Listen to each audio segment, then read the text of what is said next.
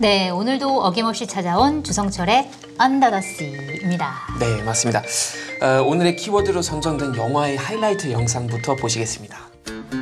My people, the new government has announced free education for all.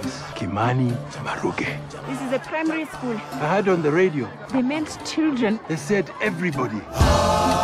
Why does someone as old as you want to go to school? I want to learn to read. An old man like him does not belong in a classroom full of children. He fought the British. We let Maruga in. How can we refuse others? We're risking everything because of this old man. No one's going to fight for Maruge, so I will. Go home and rest in peace. I'm not dead. But I must read it for myself. I have to understand. We must love education. We are nothing if we cannot read. To learn from our past, we must not forget. We must be better. 네, 어떤 영화인지 소개 좀 부탁드립니다. 네, 제목은 퍼스트 그레이더고요. 실제로 84세의 나이로 초등학생이 되어서 기네스북에 오른 마루게 할아버지의 실화를 그리고 있는 작품인데요. 집에서 어느 날 라디오를 듣다가 국가에서 무상교육을 받을 수 있다는 방송을 듣고 무작정 이 작은 시골 학교를 찾아간 유일한 어른이었던 것이죠. 사실 나이도 많고 과거 영국 식민지 시절에 독립운동을 하다가 겪은 상처들 때문에 잘 듣지도 보지도 못해서 어려움이 많지만 이 글을 배워서 꼭 스스로 읽어보고 싶은 편지가 있다는 이 마루게 할아버지는 이 배움을 포기하지 않죠. 영화가 이렇게 시작해요. 그 모래 바람이 쫙 부는 그런 그 적박한 땅 위에서 이제 씨를 뿌리는 그런 장면으로 시작하다가 결국 이제 1학년 교과서가 놓인 그 교실에서 대통령한테 받은 그런 서한을 읽어주면서 이제 영화가 끝나는데요. 좀 어렵게 독립을 얻은 후에 결국은 교육만이 아이들한테 희망을 줄 수는 있고 더 나은 나라를 만들 수 있다는 그 마루게 할아버지의 말씀이 나오죠. 배경 설명을 먼저 좀 드려야 될 것 같은데요. 네. 이 케냐에서는 이 마우마우라고 하는 운동이 있었습니다. 바로 네. 이 케냐도 1952년부터 1960년까지 그 영국의 식민 지배를 받았었는데요. 이때 벌어진 무장 투쟁의 이름이 마우마우였고요. 이 마우마우의 중심에 섰던 부족이 바로 키쿠유족이었습니다. 네. 바로 이 키쿠유족의 할아버지였던 것이 바로 이 마루게 할아버지죠. 그래서 작품은 이 영화 속에서 과거의 기억들이 계속 중간중간 편집되는 형식으로 이야기를 끌고 가고 있는데요. 네. 이 결과적으로 보면 이 초반에 이제 씨를 뿌리는 장면처럼 그 씨의 수확을 이 작품은 한 것 같아요. 왜냐하면 이 작품 속에서 등장하는 아이들은 1학년이잖아요. 네. 1학년이어서 그 사실 배우는 것이라고 하면은 뭐 아라비아 숫자, 맞아요. 1, 2, 3, 4, 5 쓰기. 동그라미의 꼬리 해서 소문자 대문자, A. 소문자 A 네. 이렇게 익히게 되는데요.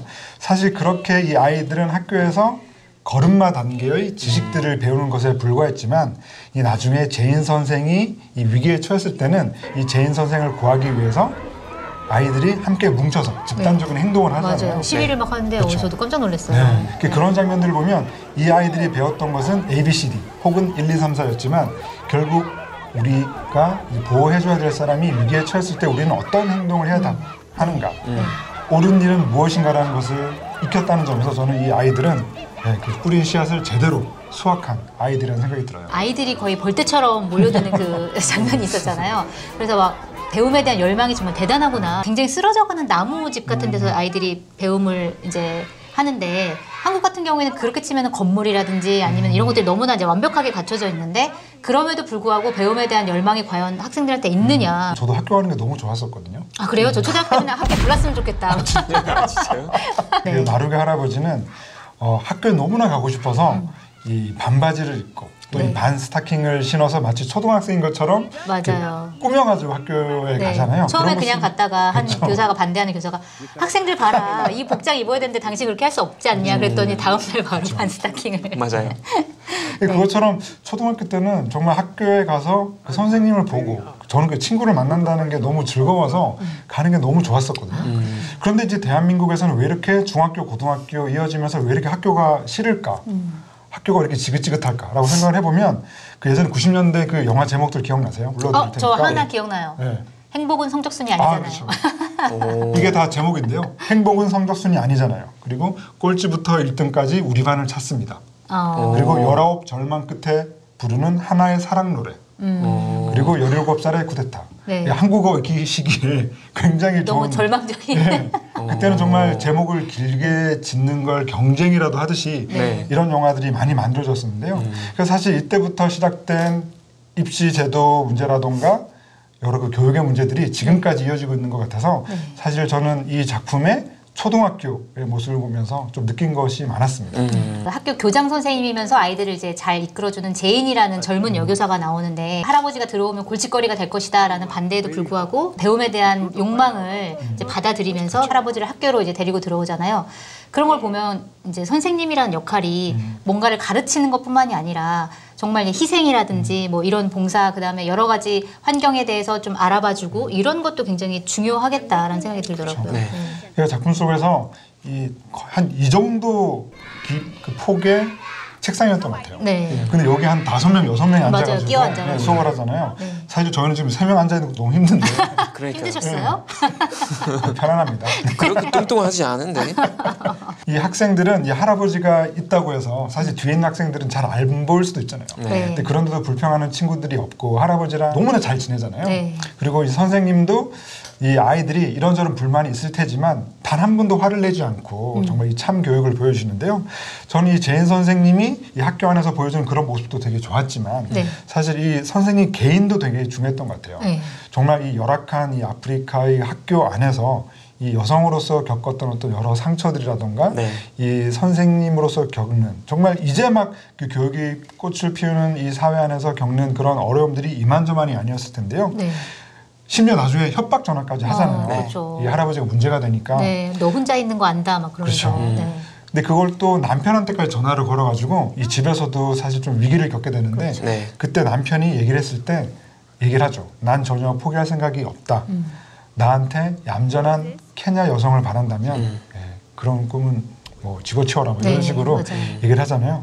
그리고 그런 선생님을 보면서 저는 과거에 그 죽은 시인의 사회에서 봤던 이 키팅 선생님 네. 이 못지않게 네, 맞아요. 이 제인 선생님도 내가 영화 속에서 봤던 수많은 선생님들 중에서 정말 좀 기억해두고 싶은 선생님이었던 것 같습니다. 이제 실제로 거기 그 마루게라는 이제 실제 인물에 대한 짧은 다큐멘터리도 있거든요. 유튜브 보시면 네. 다큐멘터리 보면 마루게 할아버지가 이제 질문을 받고 옛날에 예를 들면 고문을 어떻게 당했는지 말씀하시는데 예를 들면 이제 영국 쪽에서 뭐 군인들이 그 연필 있잖아요. 연필을 맞아요. 귀에다가 맞아. 대고 영화에도 세게 막- 나오잖아요. 네, 맞아요. 그래서 세게 연필을 못 때리는 깎으시잖아요. 그 마루게 맞아요. 할아버지가. 그런 이제 기억들도 있잖아요. 그래서 근데 영국으로 받는 그런 집에도 그렇지만 부족들 간에도 여러 가지 갈등들이 담겨져 있잖아요. 근데 이제 영국 좀 계속 저항했던 그 할아버지도 이제 속하는 그 부족은 그래도 굉장히 어렵게 살고 있고 좀 고통 아직도 많이 받으면서 살고 있는데 그런 거 보면서도 약간 한국 역사랑도 비슷한 네. 면들이 많은 것 같아요. 이게 맞아요. 과거사 청산 제대로 안 되고 맞아요. 독립유공자들 제대로 대우 못 받고. 맞습니다. 네. 대우를 잘 못 받는 것 같아요.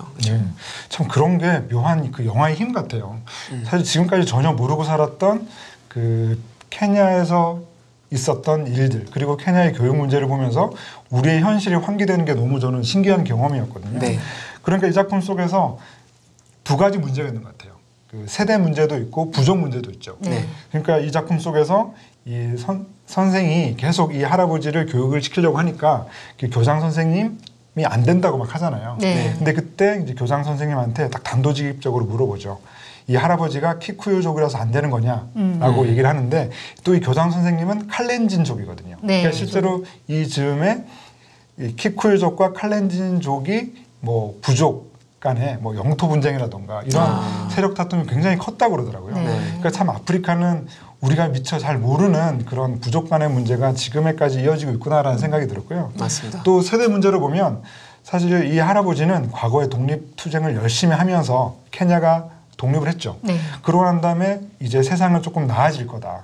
이 내가 이 몸바쳐 싸웠던 케냐가 이제는 달라져 있을 거라고 생각을 했지만 사실 그러지 못해서 이 수업 시간에 좀 친해진 그 꼬마 아이처럼 몸이 불편한 아이도 있는 거 아니에요. 네. 그래서 너무 형편이 안 좋아서.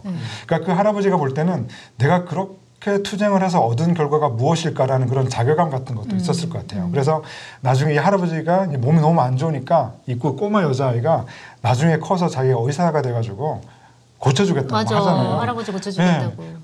그런 얘기를 주고받으면서 두 사람이 손을 잡고 걸어가는데 할아버지는 독립투쟁 때문에 다리가 불편하고 네. 이 또 여자아이는 너무나 찢어진 가난 때문에 또 다리가 불편하고 그렇게 다리가 아픈 이 케냐의 나이든 남성과 나이 어린 여성이 함께 손을 잡고 걸어가는 뒷모습이 저는 너무나 그 눈물이 나더라고요. 맞습니다. 너무 감동적이었어요. 네. 그리고 그 마르고의 할아버지도 계속 강조하잖아요. 우리가 읽을 줄 알고 쓸 줄 알아야지 우리 좀 더 나은 미래, 좀 더 나은 사회를 만들 수 있다고 얘기하는데 저는 그 명언 듣고 스탈린이 남겼던 말이 이제 좀 부정적으로 생각나는데 네. 스탈린이 그런 얘기 했었어요.